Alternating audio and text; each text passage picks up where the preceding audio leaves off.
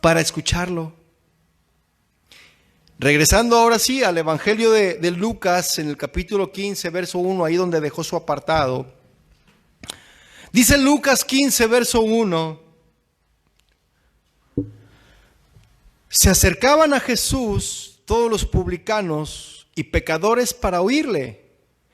Y los fariseos y los escribas murmuraban diciendo, y una vez más, mis hermanos, aquí vemos este grupo que también se acercaba a Jesús, pero solo lo hacían para acecharle, para criticarle y para murmurar. Entonces vamos a ver un ejemplo de todo esto, que lo buscaban solamente para ello, para acecharle, para criticarle, para murmurar. Vamos a ver ejemplos de esto en el Evangelio de Marcos, por ejemplo. Allí en Marcos 3, deje un apartado en Lucas, que es la parábola que estamos viendo. Hoy en esta noche lo estoy poniendo así a buscar más versículos porque no quiero que se me duerma, hermano.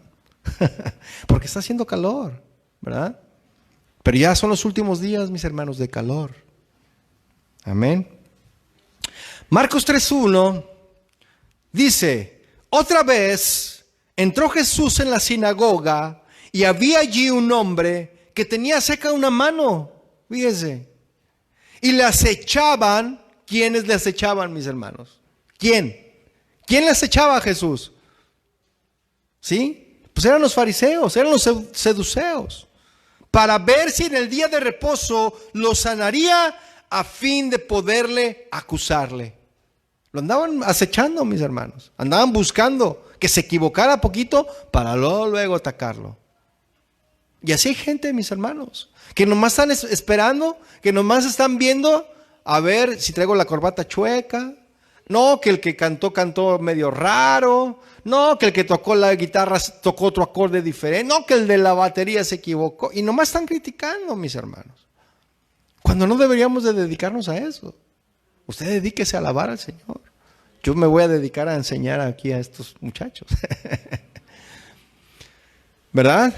Pero así hay gente, ¿verdad?, que nomás acechaban a Jesús para ver si el día de reposo le sanaría a fin de poderle acusar. Ahora vayamos al Evangelio de Lucas capítulo 20, por favor. 20, verso 19. Dice,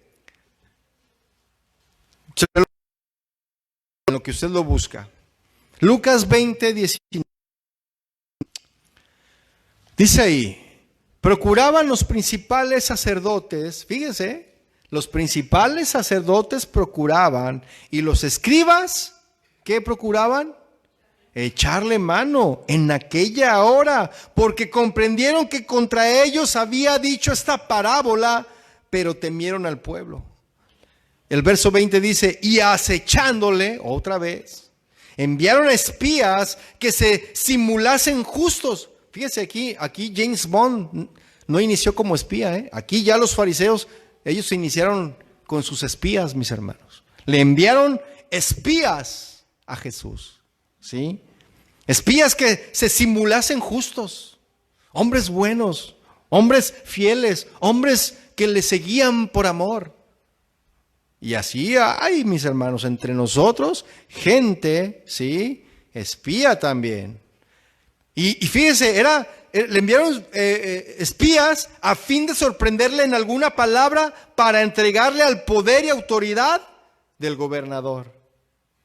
Y como no le hallaron, mis hermanos, pues crearon testigos falsos, ¿verdad?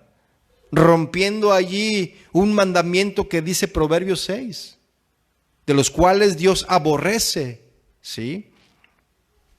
Jesús había, mis hermanos, terminado de hablar de los labradores malvados y ellos entendieron, mis hermanos, que estas palabras habían sido dirigidas a ellos. Se sintieron aludidos y se enojaron. Querían echarle mano a Jesús, mis hermanos.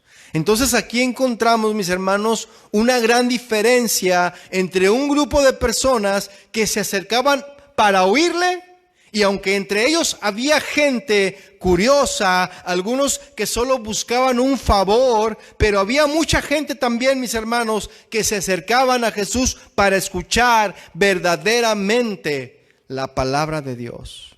Había gente, mis hermanos, que tenía verdadero interés de escucharle.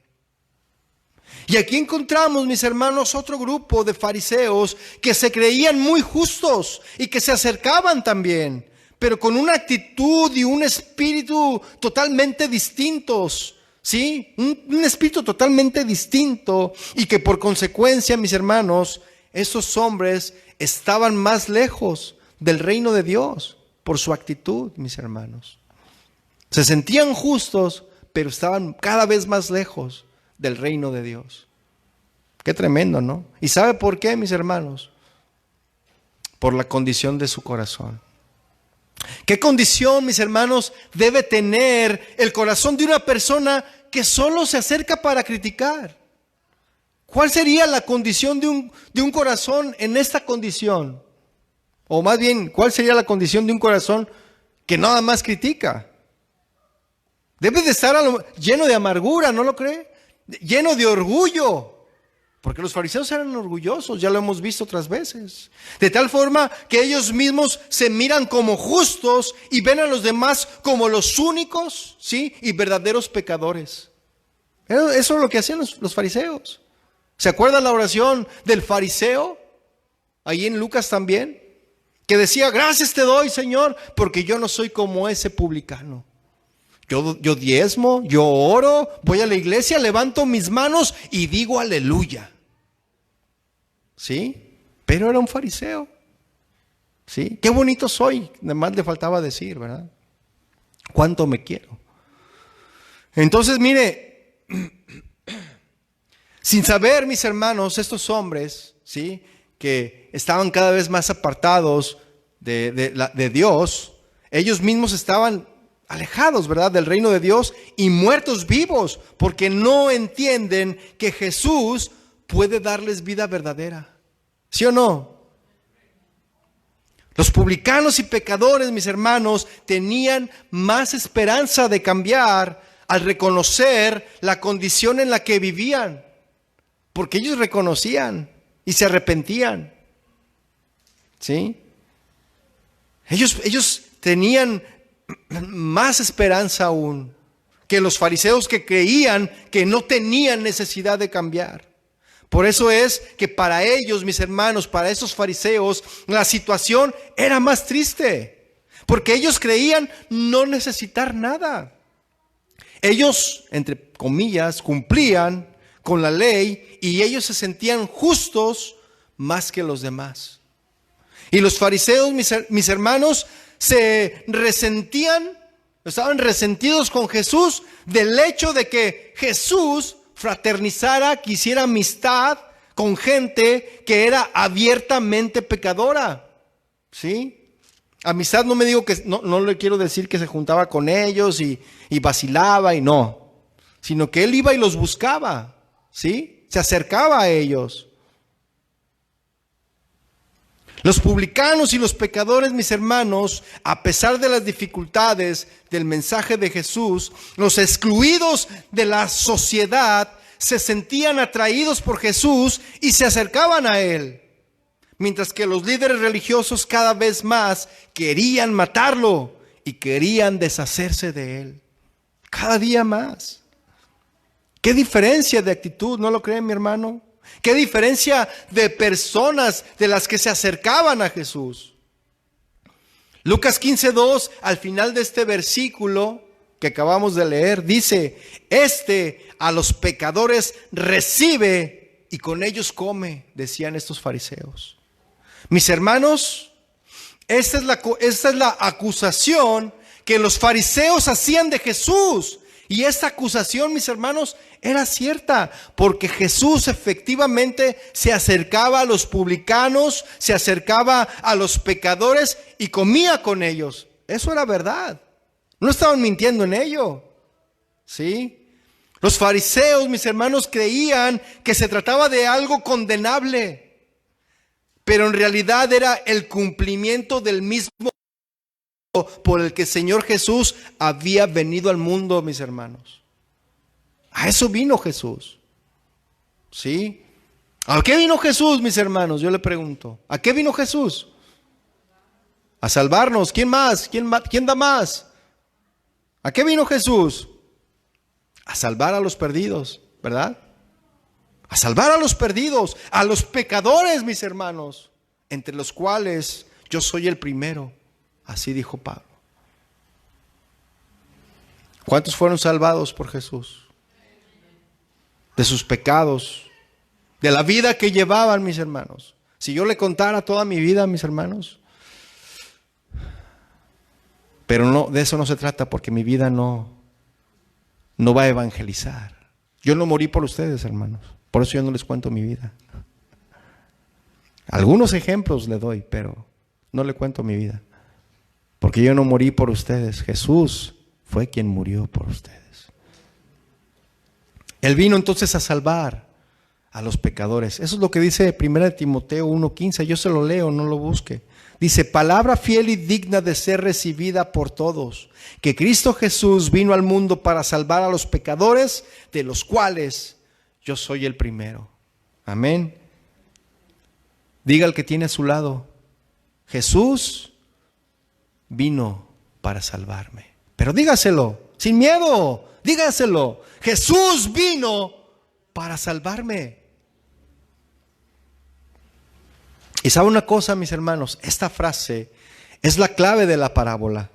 Cristo nunca se avergonzó por ser conocido como amigo de publicanos y de pecadores. Él no se avergonzó. Los fariseos deseaban sádicamente, mis hermanos, no la salvación de los pecadores.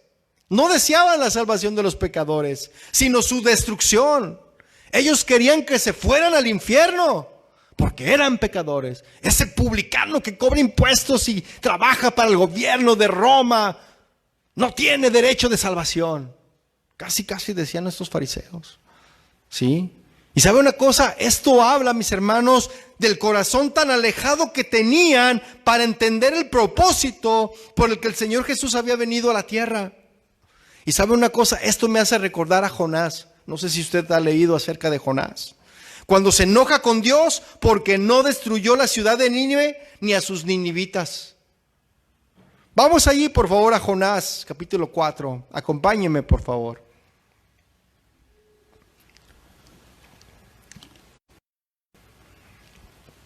Jonás 4, verso 1. ¿Lo tiene? Está entre el Génesis y el Apocalipsis, ahí lo va a encontrar. ¿Ya lo tiene?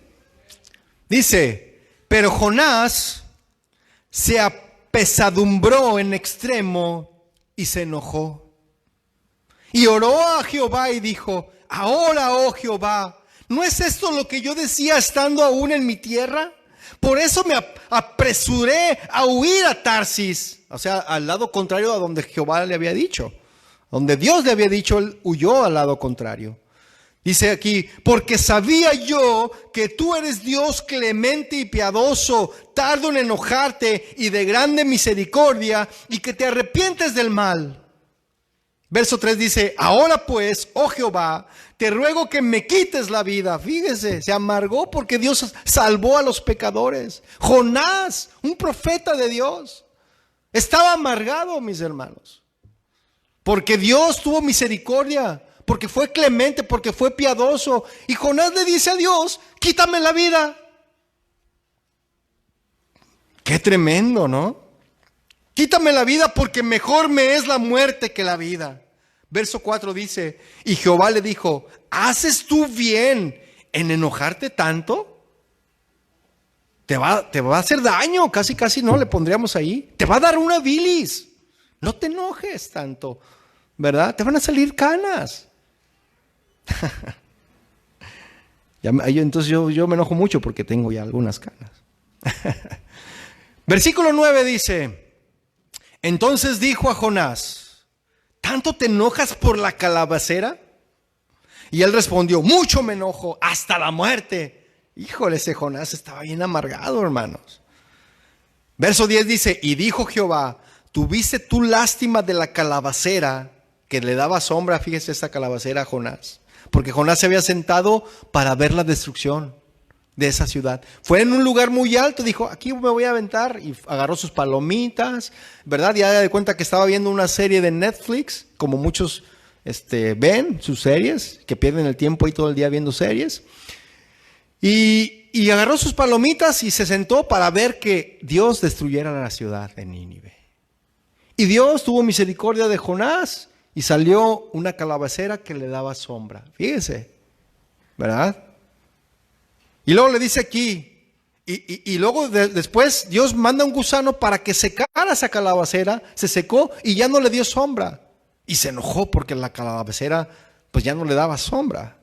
Y dice aquí en el 10, y dijo Jehová, ¿tuviste tú lástima de la cual no trabajaste ni tú la hiciste crecer, que en espacio de una noche nació y en espacio de otra noche pereció? Verso 11 dice, y no tendré yo piedad de Nínive, aquella gran ciudad donde hay más de 120,000 personas que no saben discernir entre su mano derecha y su mano izquierda y muchos animales.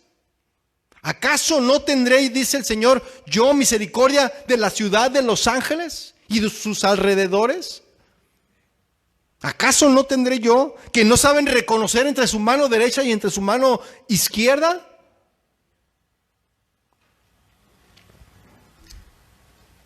Y esto, mis queridos hermanos, es nada más y nada menos que un espíritu religioso, ¿sí? Que solo desea el castigo del pecador, mas no le importa la misericordia. Ese es un espíritu religioso, mis hermanos. Un religioso solamente está viendo y criticando. Un religioso solamente habla de Dios, pero con su vida habla otra cosa. Con sus labios habla de Dios, pero su vida hace otra cosa. Un religioso solamente está condenando. ¿Usted se ha preguntado por qué no hay más gente aquí? ¿Por qué no está su familiar aquí? ¿Usted se ha preguntado? No sé. Usted pregúntese, ¿por qué no está aquí? Quizá a lo mejor hemos sido muy religiosos. Y solamente hablamos la palabra, la palabra, la palabra. Y queremos agarrar a nuestros familiares a bibliazos, mis hermanos. Cuando lo primero que tenemos que hacer es dar testimonio. Tenemos que ser heraldos. ¿De quién es Jesús? ¿Cuántos dicen ouch? Ahora, mis hermanos, ¿por qué los fariseos y los escribas se molestaban tanto cuando Jesús se relacionaba tanto con estas personas? ¿Por qué los fariseos se enojaban tanto? Mire, los líderes religiosos se cuidaban de mantenerse limpios conforme a la ley del Antiguo Testamento. Incluso iban más allá de la ley al cuidarse de ciertas personas, de ciertas situaciones y en el ritual de la purificación también. En contraste, mis hermanos, Jesús tomó el concepto de la limpieza sin darle la mayor trascendencia, ¿sí? Él se arriesgó a contaminarse, a tocar a los leprosos y al no lavarse como los fariseos lo habían establecido, ¿sí? Jesús vino a ofrecer, mis hermanos, salvación a los pecadores y a mostrarles que Dios los ama. Amén. Jesús no se alteró, mis hermanos, por la acusación que le hicieron los fariseos. No se alteró. En cambio, siguió en busca de quienes le necesitaban sin importarle su pecaminosidad. Y tampoco le importó el efecto, mis hermanos, que esto podría causar a su reputación. Jesús no estaba hipócritamente, mis hermanos, interesado en mantener su imagen como lo hacían los fariseos.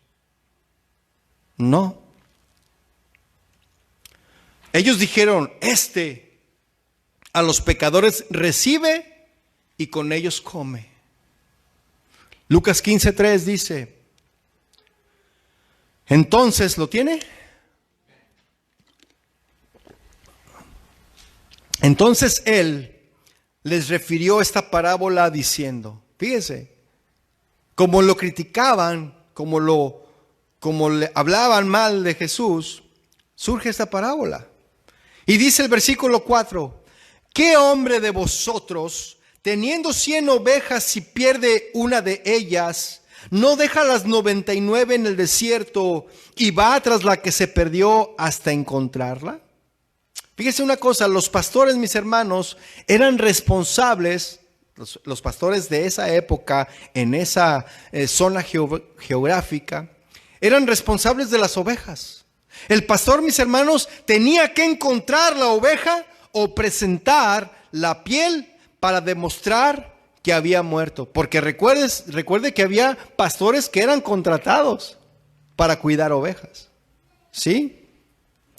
Los pastores, mis hermanos, eran expertos en el rastreo y podían seguir las huellas de una oveja perdida a lo largo de kilómetros por la montaña. Ellos podían hacer esto. ¿Sí? No había pastor, mis hermanos, que no consideraba parte de su trabajo el arriesgar su vida por las ovejas, sobre todo los que eran dueños de un rebaño. Arriesgaban su vida por las ovejas. Y eso fue lo que hizo Jesús, mis hermanos. Eso fue lo que hizo Jesús. Él arriesgó su vida, entregó su vida por esa oveja perdida. Levante su mano, aquella oveja que yo era una oveja perdida, que Él fue en busca de mí. En el versículo 4, mis hermanos, parece que fuera absurdo que el pastor dejara las 99, ¿no? Parece absurdo, dejó 99 ahí en el desierto y fue a buscar a la que se había perdido, ¿sí? Pero debido a que una oveja tiene un alto valor, mis hermanos, el pastor sabe que vale la pena buscar a la perdida con diligencia y presta toda la atención y todo su cuidado para encontrarla. Y esto, mis hermanos, nos habla, ¿sí? Todo esto nos habla del amor tan grande de Dios que busca la seguridad de cada una y va tras la que se perdió. Mire, busca allí, dejen un apartado otra vez y vaya por favor a Mateo 18:12, porque es la misma parábola que estamos viendo en Lucas. Aquí en Mateo 18:12 habla de la misma parábola y vean lo que dice. ¿Qué os parece? Mateo 18:12, sí les dije, ¿verdad? ¿Qué os parece? Si un hombre tiene 100 ovejas y se descarría una de ellas, ¿no deja las 99 y va por los montes a buscar la que se había descarriado? Y si acontece que la encuentra, de cierto os digo que se regocija más por aquella que por las 99 que no se descarriaron.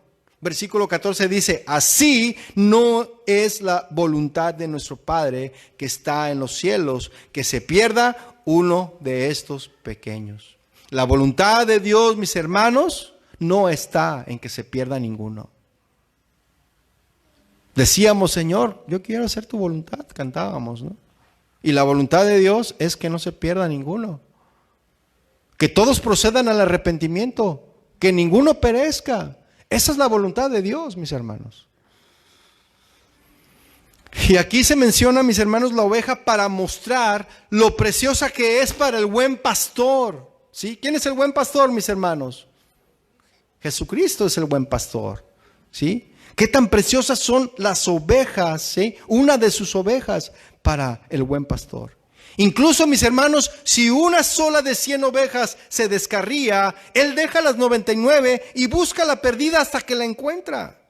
El gozo del pastor, mis hermanos, al encontrar una oveja extraviada, debería enseñarnos a valorar y respetar a sus pequeños. ¿Sí o no? Son importantes para el Padre las ovejas. No es la voluntad del Padre que se pierda uno solo de ellos, mis hermanos. No es la voluntad del Padre que se pierdan esas ovejas. Si son lo suficiente importantes para Jesús, entonces es evidente, mis hermanos, que nunca deberíamos de menospreciarlos a ninguna oveja, por muy poco agradables que puedan parecer. Amén. En Lucas 15 menciona, mis hermanos, para mostrar que por más lejos que se extravíe la oveja, la buscará. y cuando la halle, se regocijará por haberla encontrado. Mire, las ovejas, mis hermanos, son animales que tienen la vista muy corta, son miopes, ¿sí? Esos animales no advierten del peligro. O sea, no son como otros animales. No tienen defensas, pues. Las ovejas no tienen garras. Las ovejas no tienen colmillos. Las ovejas no vuelan. O sea, no tienen cuernos. Bueno, los rams, los carneros, sí. Pero no se pueden defender. Son miopes. ¿Sí? Tampoco las ovejas saben orientarse para regresar a casa, mis hermanos. No por nada el Señor Jesús nos compara con ellas, ¿no? Nos llama a sus ovejas, porque somos idénticas a estos animales.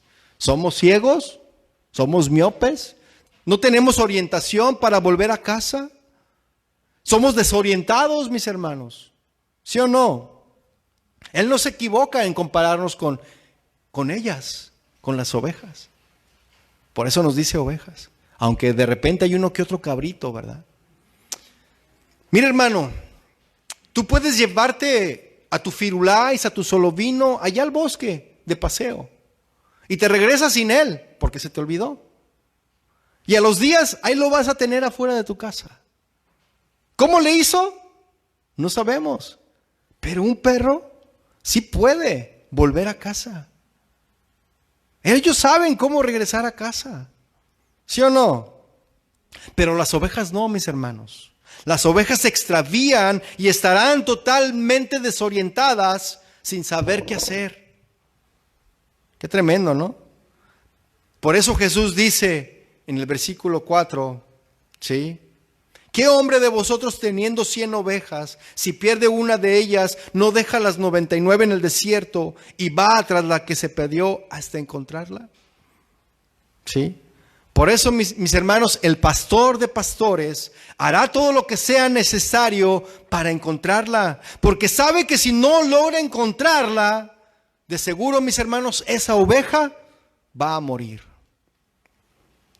Y miren, Jesús se relacionó con los pecadores porque Él iba al encuentro de la oveja perdida, mis hermanos. Pecadores considerados sin esperanza para darles las nuevas del reino de Dios y traerlos a su redil. Antes que usted y que yo creyéramos en Dios, mis hermanos, Él nos buscó, ¿sí o no? Y su amor sigue buscando a los pecadores perdidos hasta el día de hoy. ¿Cuántos dicen amén? Por eso Lucas 15:5, si está ahí, fíjese lo que dice. Y cuando la encuentra, la pone sobre sus hombros gozoso. La oveja que está perdida, mis hermanos, está toda asustada y en los brazos de su Señor se queda muy quieta y se queda inmóvil.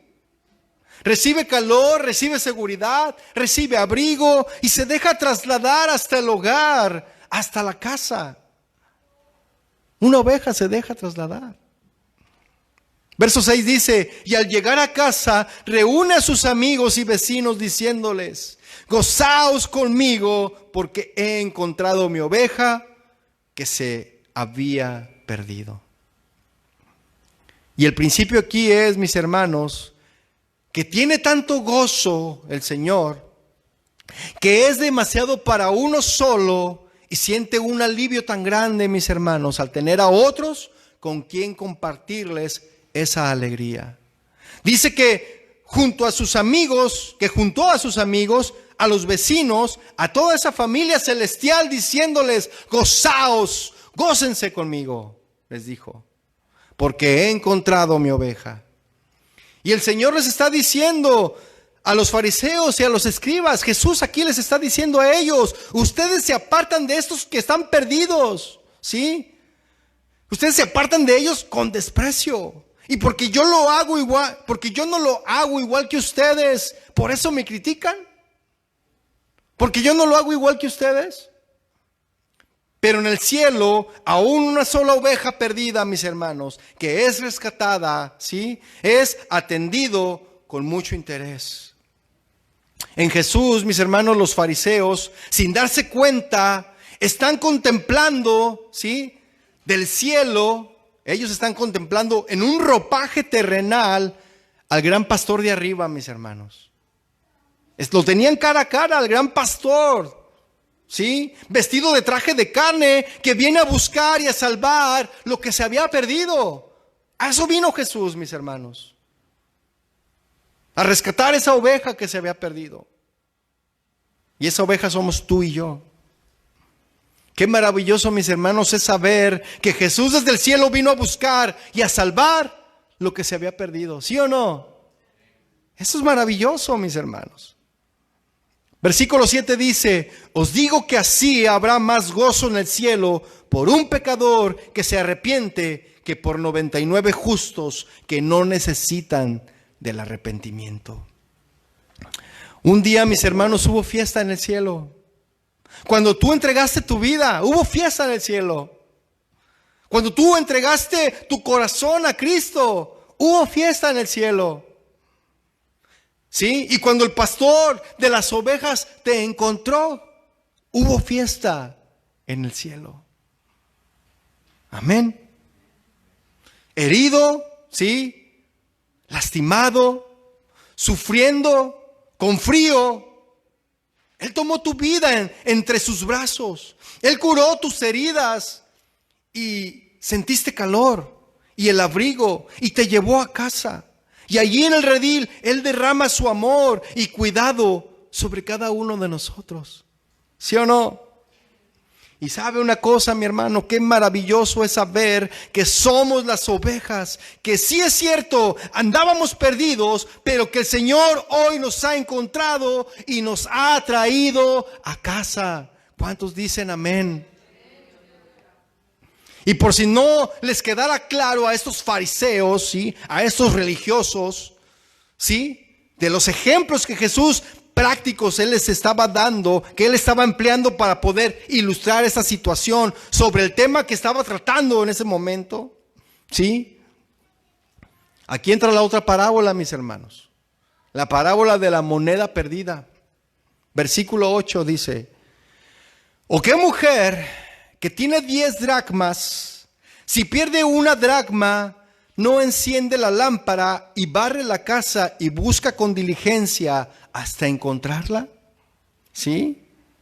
Esta parábola, mis hermanos, de la moneda perdida, habla de una mujer palestina, de una mujer de allá de Palestina, y que según la costumbre, mis hermanos, de aquellos tiempos, se recibían 10 monedas de plata como un regalo matrimonial. Ese era un regalo de matrimonio. Así que estas monedas, mis hermanos, tenían un valor incalculable, un valor sentimental incalculable.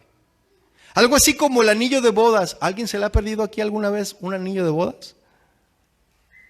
Sí, a ver, levanten su mano. ¿A quién se le ha perdido? A mí sí. ¿Y qué hizo para encontrarlo? ¿Qué hiciste para encontrarlo, Linda, por ejemplo? ¿Lo encontraste? Ok. ¿Quién más? ¿Qué hicieron para encontrar el anillo, hermana? ¿Hermana? Volteó toda la casa, hermana. No lo encontró, hermana. Oh, fíjense. ¿A quién más? ¿Tú qué hiciste, mi amor? A mí también se me perdió mi anillo de bodas.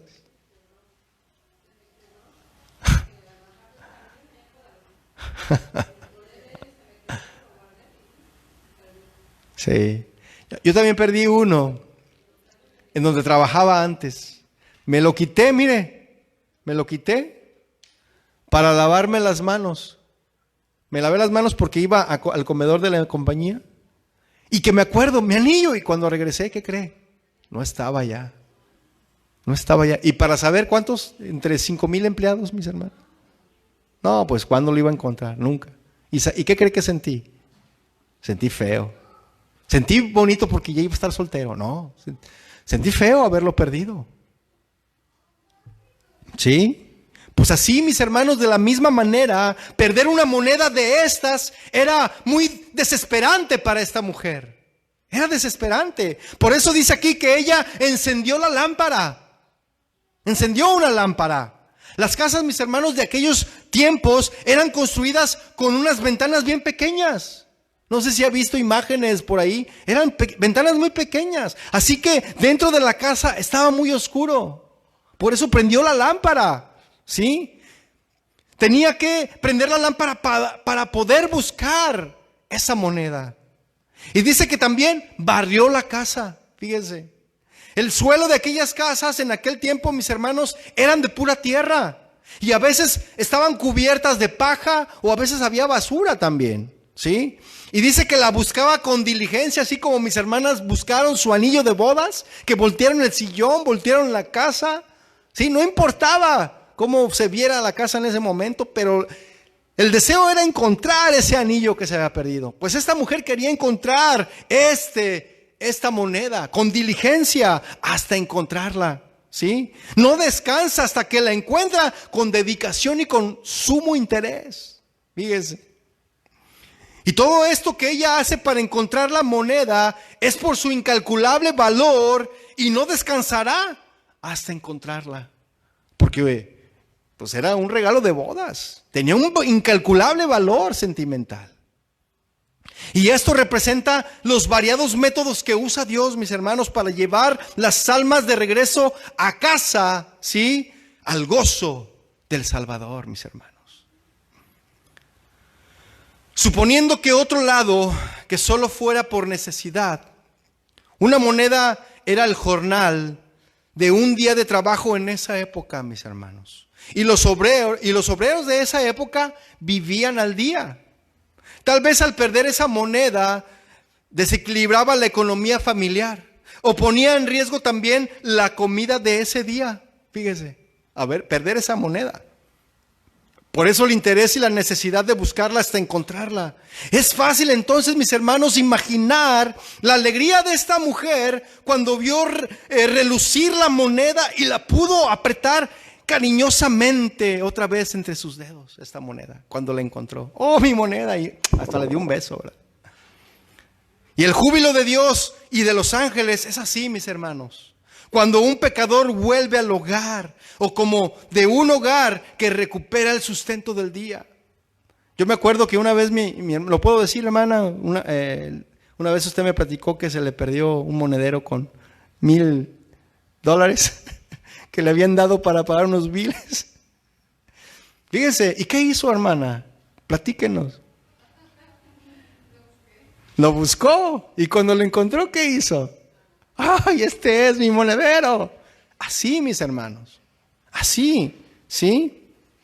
Entonces, mis hermanos, la enorme alegría de esa mujer al encontrar la moneda, ¿sí? Por eso le dio mucho gozo, mucha alegría. Ve el versículo 9, vea lo que dice. Y cuando la encuentra, reúne a sus amigas y vecinas diciendo: gozaos conmigo, porque he encontrado la dracma que había perdido. Fíjese, esta mujer les dice: vengan, les invito a una reunión de mujeres entre amigas.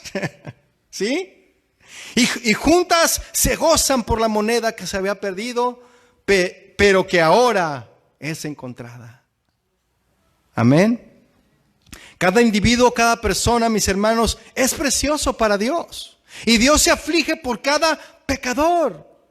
Pero también se regocija cuando encuentra a una de ellas y lo lleva al redil, al reino de su amado Hijo Jesús, mis hermanos. Estas dos parábolas, ya estoy terminando, mis hermanos. Estas dos parábolas representan el amor de Dios que busca. El pastor de pastores, mis hermanos, va tras la oveja perdida hasta encontrarla. La mujer enciende la lámpara, barre la casa y busca hasta encontrar la moneda. Representa el amor de Dios que busca. El amor de Dios busca, mis hermanos. En estas parábolas hay fiesta, hay regocijo y hay alegría, mis hermanos. Amén. ¿Cuántos se regocijaron cuando estábamos alabando al Señor? ¿Cuántos había júbilo, alegría? Estaban haciendo fiesta. Ahora yo le hago una pregunta. ¿Cuál es nuestra parte en esta parábola? ¿Cuál es nuestra parte aquí en esta parábola? ¿Oveja perdida o moneda perdida? Pero una vez, mis hermanos, que hemos sido encontrados, una vez que hemos sido llevados, mis hermanos, a casa, otra vez, necesitamos preguntarnos, ¿nos acercamos a Dios solo para ver o para oír algo diferente? ¿Nos acercamos a Dios porque ahí hemos encontrado la vida y la comunión con el Padre que ha transformado nuestras vidas? Ahí, mis hermanos, hemos encontrado, ¿sí? Ahí hemos encontrado, mis hermanos. Ahí nosotros hemos sido encontrados, mis hermanos. Una vez que hemos sido llevados a casa otra vez, ¿sí? Necesitamos hacernos estas preguntas, ¿sí? Y ahí hemos encontrado, mis hermanos, limpieza de nuestros pecados. Y por su misericordia abundante nos ha perdonado de todas nuestras faltas. Amén. En su momento, mis hermanos, el pastor de pastores nos encontró a cada uno y nos trajo al seno del Padre. Y ahí juntos nos regocijamos. Allí hubo fiesta, mis hermanos. Allí hubo alegría. Después que la oveja perdida fue hallada, después que la moneda perdida fue encontrada, mis hermanos, nos toca con toda alegría que están perdidos de este camino que nos trajo al Padre. Nos toca a nosotros compartir ese amor. Esa es nuestra parte en esta parábola, mis hermanos, que hoy estamos estudiando. No somos ajenos, mis hermanos, a la situación que vivimos hoy en medio de un mundo que también está perdido. Como instrumentos, mis hermanos, limpios de Dios, Él nos ha escogido y nos ha limpiado y es para alcanzar a otros. Es para alcanzar a otros, mis hermanos. En el cielo, mis hermanos, hubo fiesta delante de los ángeles por el pecador arrepentido. En el cielo, mis hermanos, somos conocidos. Desde que nosotros venimos a los pies de Cristo, hubo fiesta en el cielo por este pecador que se arrepintió. Tú y yo, mis hermanos, somos conocidos en el cielo. Porque el día que nosotros nos arrepentimos, porque el día que nosotros nos acercamos a Dios, hubo fiesta en el cielo. Y un día, mis hermanos, vamos a entrar al cielo y no seremos desconocidos, sino que seremos reconocidos como aquellos que un día causaron una fiesta en el cielo. Amén. Pero fíjese, pero a veces, mis hermanos, cuando veo a la humanidad hoy, tantas manifestaciones, tantos asesinatos, tantas cosas tremendas. Y cuando veo también a la iglesia de hoy, mis hermanos, creo que más de una vez por nuestra pasividad, mis hermanos, por nuestra indiferencia, yo puedo imaginarme que los ángeles allá en el cielo han querido venir aquí a la tierra a evangelizar a la gente. Y Dios les dice, hey, ese no es trabajo de ustedes, ese no es trabajo suyo, ¿sí? Este es trabajo de esas ovejas perdidas que experimentaron el regocijo de haber regresado a casa de su Padre. Ese es trabajo nuestro, mis hermanos. Porque los ángeles no saben de arrepentimiento, no saben del perdón de pecados. Los humanos hemos tenido y vivido esa experiencia, mis hermanos. Hemos experimentado el perdón de nuestros pecados. Hemos experimentado la salvación de nuestras almas. ¿Sí o no? Entonces, mis hermanos, este es trabajo, esta es tarea de cada creyente que conoce al buen pastor de las ovejas. Y Jehová es su nombre. Amén. Hermanos, es un gran honor que seamos los únicos que sí podamos hacer ese trabajo y que debemos de hacer este trabajo. Amén. No debemos de estar descansando, mis hermanos, cómodamente mientras multitudes cada día se encaminan hacia el infierno porque nunca escucharon el mensaje de Jesús. No necesitamos esperar, mis hermanos, a tener un llamado para salir a anunciar las buenas nuevas. La orden y el mandamiento ya está dado. Id y haced discípulos. ¿Sí? Lo único que Dios espera de nosotros es nuestra obediencia. Amén. Amén. Entonces, mis hermanos, no seamos nosotros hoy como estos fariseos o escribas, sintiéndonos justos, creyendo que otros sí necesitan ser salvos. Nosotros ya no. No seamos como estos fariseos. O que yo, como ya alcancé a conocer a Jesús, pues ya la hice. Los demás que se las arreglen como ellos puedan. No, mis hermanos, tenemos una gran tarea, tenemos un gran trabajo. Amén. Amén.